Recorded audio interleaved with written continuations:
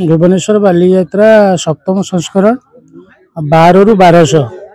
12टी stall रु 2017 आरंभ होता। आज 1200 स्टल रु ऊर्ध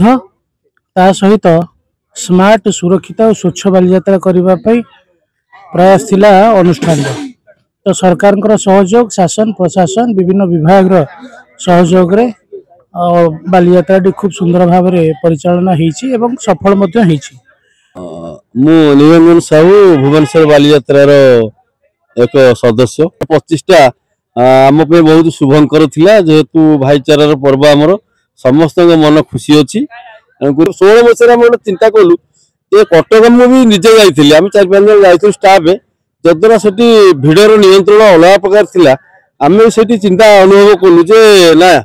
यहाँ गोटे एमती करवा आम तो ओडिशार पुओ सी भी ओडिशार माटी ऐतिह्य ताकर आम भी अति हम कटक ऐतिह्य जहाँ आमर ऐतिह्य से तेणु अनुसरण करवा संकल्प नहीं कलु भगवान दया आज पर्यंत भी सक्सेस हेलु। कटक कटक भुवनेश्वर भुवनेश्वर आम 100 वर्ष हेले टपी पारा नहीं किए 50 वर्ष हेले ये उत्तर महोत्सव आंकल जो आमर एकाम्र सी भी आमको टपी पारे बड़ भाई सान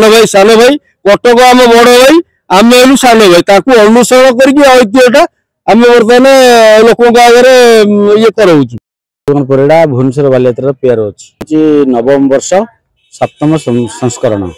2 वर्ष कोविड बंद हो समस्त कार्यकर्ता से निजर भाविकी कम लगी गोटे गोटे कार्यकर्ता समस्त बालीयात्रा को संभाल दम अच्छी एत एक्सपीरियंस है गर्व कर कहूनी। लिंगराज एवं मंचनाथ ये पीठरे आम जो करुचु गोटे अदृश्य शक्ति अनुसार आम करुचु आमे खाली गोटे माने आगु को आसुचु प्रतिमा भाया सी कि नियंता भी पछतपट सदस्य किसी आज अनुपस्थित अच्छा से सहयोग अच्छी और ग्राउंड जीरो जो सदस्य माने से माने दिन राति लगी काम कर आमर सबू आमर हिसाब पत्र है हिसाब पत्र है गोटे बंधु मिलन है समस्त डका शिखर